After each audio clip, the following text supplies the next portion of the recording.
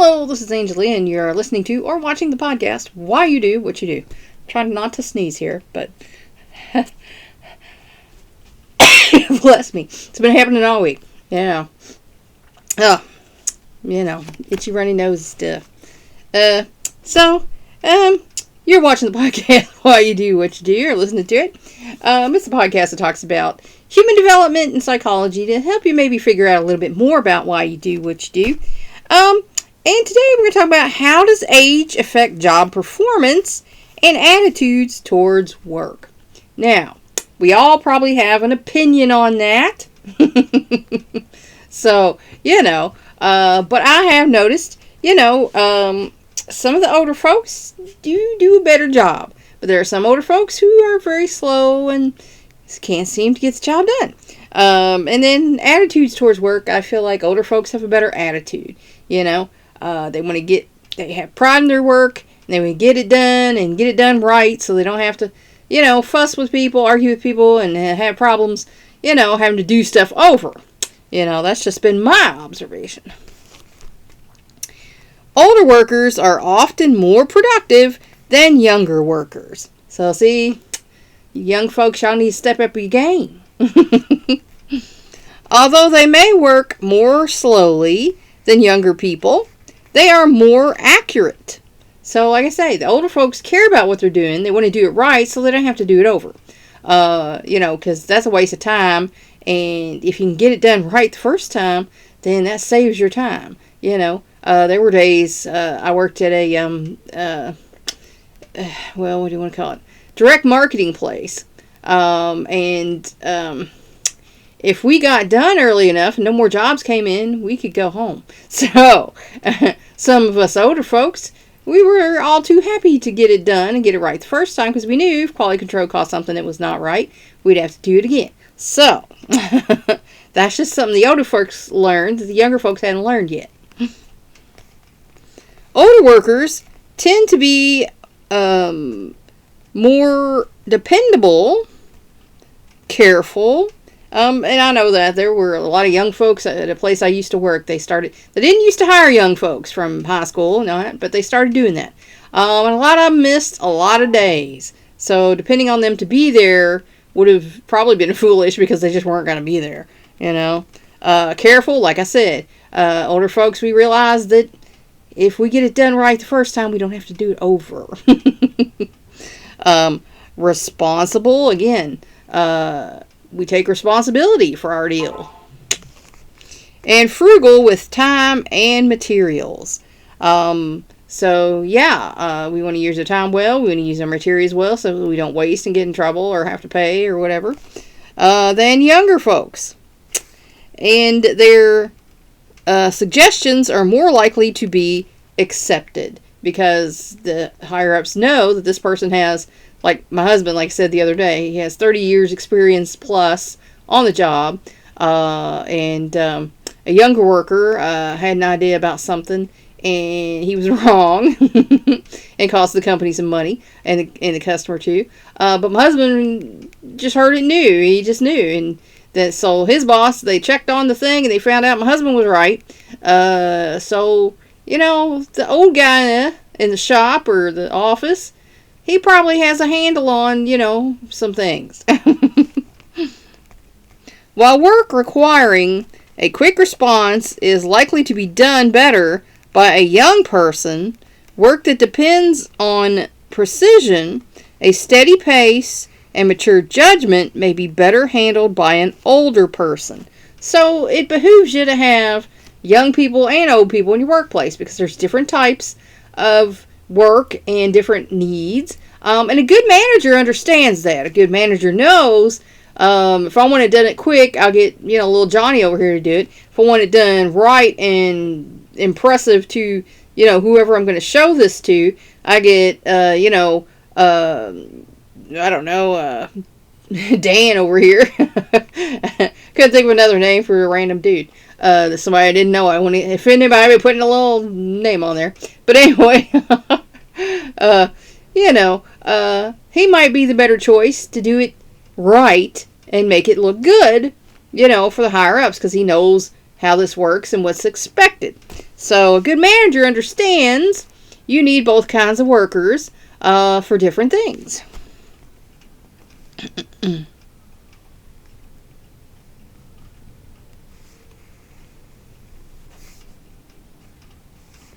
A key factor may be experience rather than age. And that's true. Like I say, with experience comes wisdom. So the more experience you have at a thing, the more you're going to know how to do a thing. So, that's just common sense right there. When older people perform better, it may be because they have been on a job or have done similar work longer. And, that's why most people, they look for a job, and they're looking for a job in a field where they have experience, so they know what they're doing. And, that's only going to help them out. And most people who hire people realize that, hey, this guy's got 30 years experience, this guy's got 2. We're probably going to go with this guy with 30 years because he knows more about what he's doing. Older adults tend to be more satisfied with their work. I did it again. Turned that thing. Than younger men. So, older folks are more satisfied with their work because they've been doing it longer. They know how to do it. It's easier for them. And they're probably pretty good at it by now. And younger folks starting out, they might still have some questions. They might not still feel too comfortable with what they're doing. So, they are more involved, more committed in their employers, better paid, and less likely to change jobs than young adults who may have higher goals and expectations and are still evaluating careers. Excuse me, and that's true. I knew an employer who they would not hire anyone under the age of 21, and the person had to have experience or education in that field. And, that was their rule, because they said, young people come, they're just trying stuff out, see what they like, and if they don't like it, they leave. And I want someone who's, wanting to go into this field so that, they'll stay. And that just makes sense, too. As usual, though, we need to be careful about drawing conclusions from cross-sectional studies, because, like the name says, it's a cross-sectional study.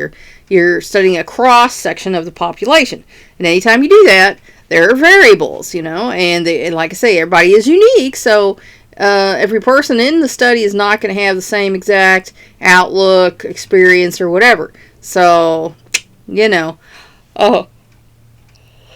excuse me.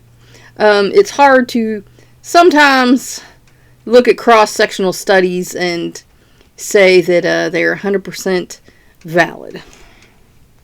For example, older people's commitment to the work ethic, the idea that hard work develops character, may reflect a difference between cohorts, not how long a person has lived. And that's a difference too.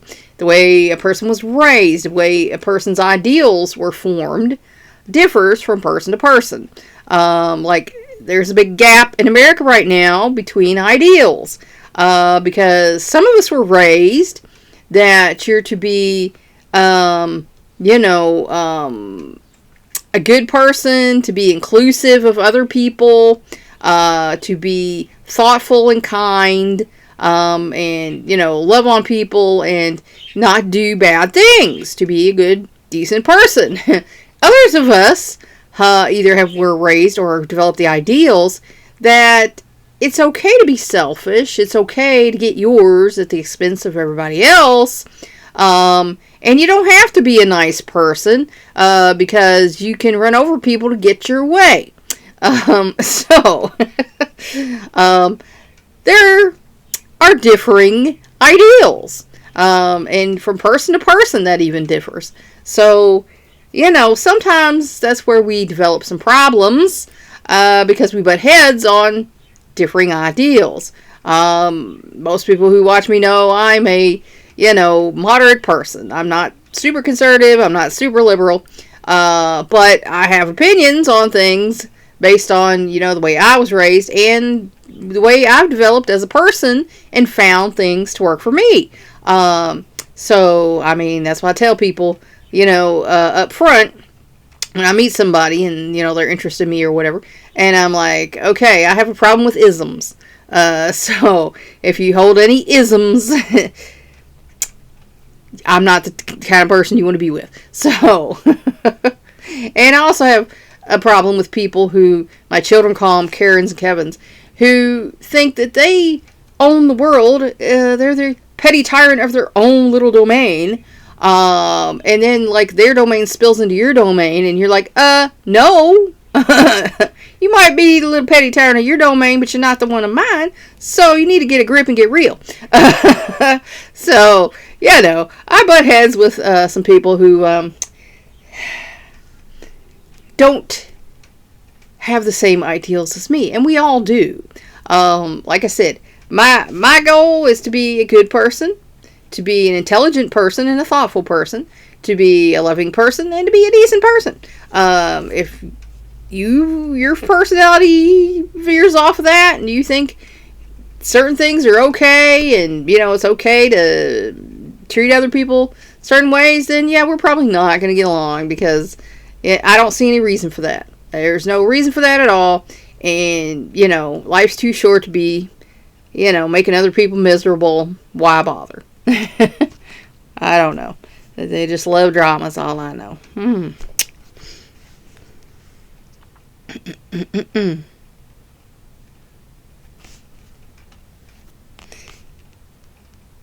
the United States, the age discrimination in employment idea, which applies to firms with 20 or more employees, protects workers age 40 and older from being denied a job, fired, paid less, or forced to retire because of age.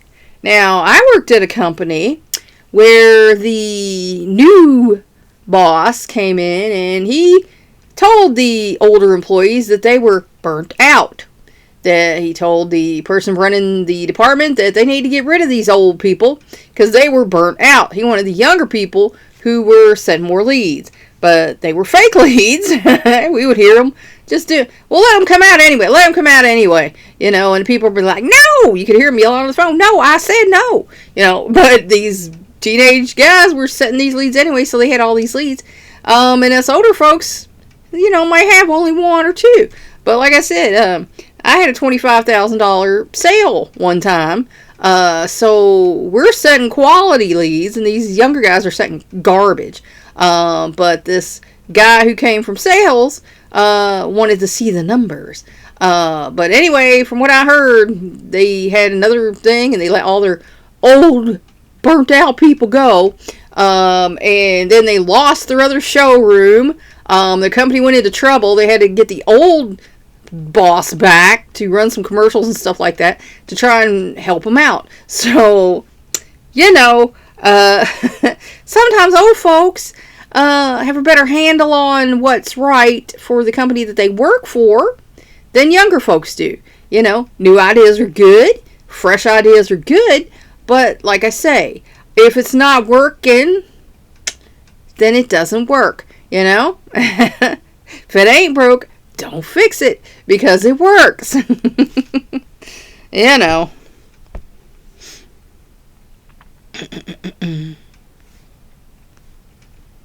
Still, many employers exert subtle pressures, such as that one suggesting all the old people were burnt out, in older employees.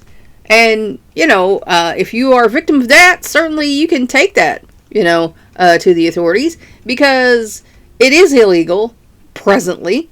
Now, with this administration, I don't know, a lot of stuff is going out the window that is just called common decency, folks, in my opinion. It's like, okay, we're going back to the Roman days. I heard that there was one of these people up there who was thinking about using immigrants in a arena-style fighting club, and the winners got to stay in the country. And I'm like, please tell me this is a joke. Please tell me this is a joke. I never read more about it, so I'm hoping it was a joke or, something. But it's like, okay, so now our country's back to the Roman arena days? That's great. Like I said, this country is now against everything that I stand for, the America I grew up in, people were nice to each other, people were friendly to each other, we were inclusive, like I said, as far as sexism, it's none of my business who you're sleeping with and what you're doing behind closed door. None of my business. I'm going to do my thing, you do your thing. Why should I hate you for it? There's no reason. I don't care what race, color, creed you are, you're nice to me, I'll be nice to you. It's that simple, I think Eminem said that, so it wasn't meant to be an Eminem quote, but I think he did, so, but that's the way I feel about it, like I said, I grew up in a Section 8 housing, in a townhouse. We had people of all kinds of colors there, and in the back of the neighborhood, we, had African people, we had, Indian people, we had, some Middle Eastern people back a few streets down. We had a Hawaiian person. We had some Asians living down and over from where we live. So, I grew up with all kinds of colored people. And like I said, my family, I have blonde-haired, blue-eyed cousins, and I have black-haired, brown-eyed cousins. So, to me, race wasn't even a thing. I never even knew race was a thing. So I got to be 9 years old. I thought people were just like dogs and cats, which, we are. They come in different colors, Why would I dislike a black dog more than a white dog? I'm going to worry about their personality, Or the same thing with a cat. I'm going to dislike a brown cat over it didn't make sense to me. And I didn't know racism was even a thing until I was 9 years old. And I was playing with this little girl because one of my, friends was sick that day. And she said, oh, you shouldn't play with her anymore. She used a bad word with an N. And I said, a what? And she said it again. And I said, huh. And then, I went home and I asked my mom. I said, Mom, this little girl called my friend And I said, what does that mean? Because I had no idea. I had never heard that before. Didn't know what it meant. And Mom said, oh, I'm sorry you had to hear that. That's a bad word for, black people that some ignorant people use. And I'm like, why? And I didn't know anything about slavery or anything like that because we hadn't learned that in school yet. So my mom had explained to me that some white people did not like black people. And it made absolutely no sense to me, And I'm like, why? And, I just pondered that, all evening. It's like, that makes no sense. Like I said, we had we had different colored dogs and there were different, the personality was the thing. You didn't dislike one over the other. You might think one color was pretty or whatever, but you didn't dislike them because of what color they were. So, to me, it made absolutely no sense. So, that was my first experience at the age of 9, with racism. I didn't get it, didn't understand it. So, for people who notice these things, again, that's not okay.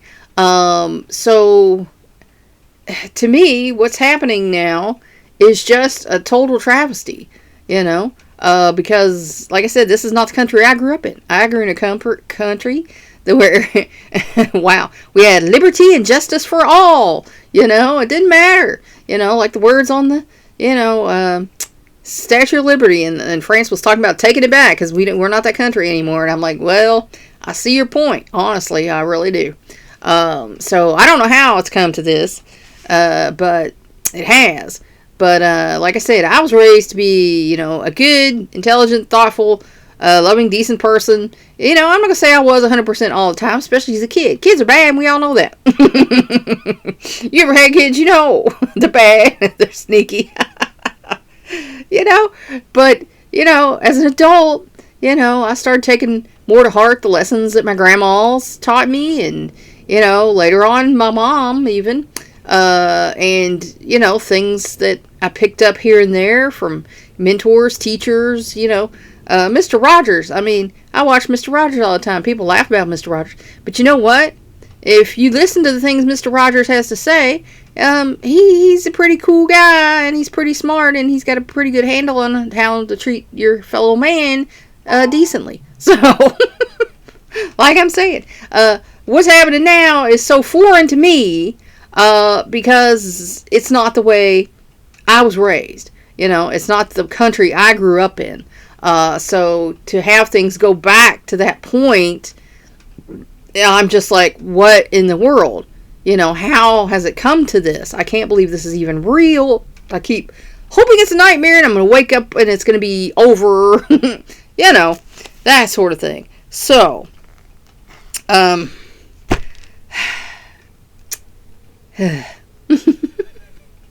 got on my soapbox again. I do it. But anyway, in the United States, the age discrimination, all discrimination is wrong. That's basically what I'm saying. In Employment Act applies to everyone.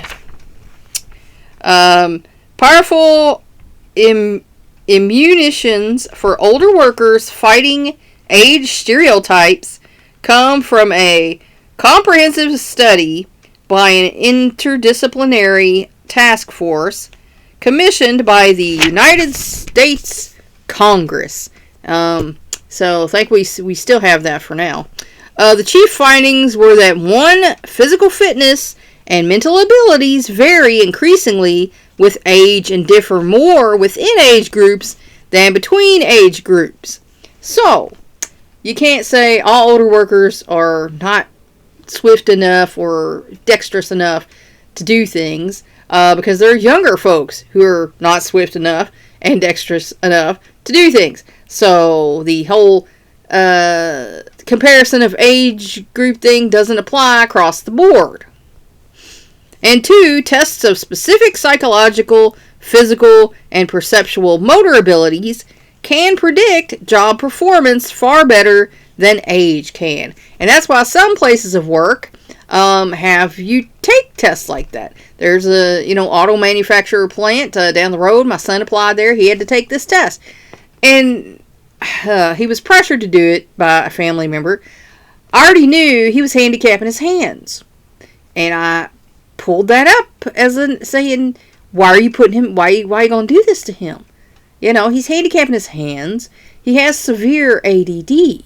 He's not going to be able to do this. Why do this to him? And of course he did not pass the test. I was not surprised. They were very disappointed, and there was almost some blame, and I shut that down pretty quick. Nope, no. I said up front, that was not going to work. Just like he was getting employment help through Voc Rehab. They sent him to another agency, and he had just gotten his license. My mother wanted to make sure he could drive. Well, he could barely drive. And these people decided he could be driving a truck for this. And I'm like, no, he can't. He's never drove a truck in his life. He can't be. Well, he's got a license. Yeah, sure, he could do it. And I told him, I said, you're talking, because they were talking about a big truck.